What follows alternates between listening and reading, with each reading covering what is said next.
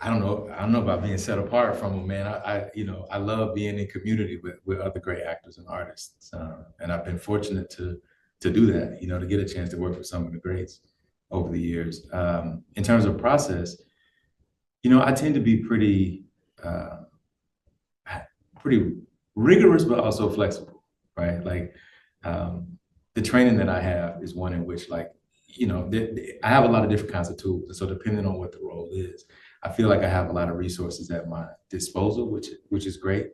Um, I tend to ask a lot of questions, and trying to be as specific as I can. I think that's one thing that sometimes actors sometimes let themselves off the hook with is that specificity. You can always ask a deeper question. You can always be more specific. One of the things I love to do is like these interviews with the characters that I'm playing, right? So I'll like get with a friend or a coach or somebody, and we'll do these long interviews where I'll just tell them to ask me anything, and I am in the character, and they ask me, well, what did you have for breakfast? What was on the front page of the newspaper today? How do you feel about this? How do you feel about that? What do you know? How many sisters do you have? What was your favorite toy as a child? All these little things which seem kind of innocuous and random, but you'd be surprised, man. Like over time, those things find their way into the character, and they are all things that help you stay in the story. Uh, so I like to work like that, man. Imaginatively, trying to engage my imagination as much as possible, trying to be as disciplined as possible, and then most importantly, listening. I think that's the number one thing. Tell me if you agree, John. But I Oh feel like man, you see, I'm nodding over here like that's yes. That's the the number one thing is to listen, man. yeah. Yeah. Yeah.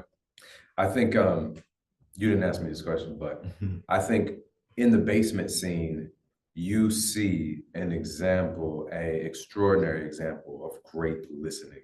You also see extraordinary example of characters with depth.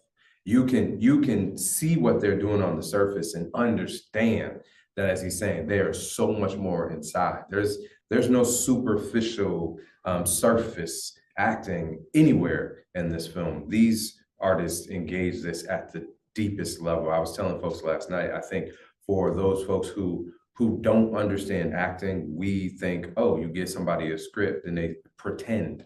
And that is not what the greats do. That's not what they're doing. They're embodying something. They're manifesting something. If it is pain, they are feeling that pain. If it is joy, they are feeling that pain, that joy. They are not playing at anything. And that to me is what sets these folks apart and what sets the performances apart in the film that you just saw.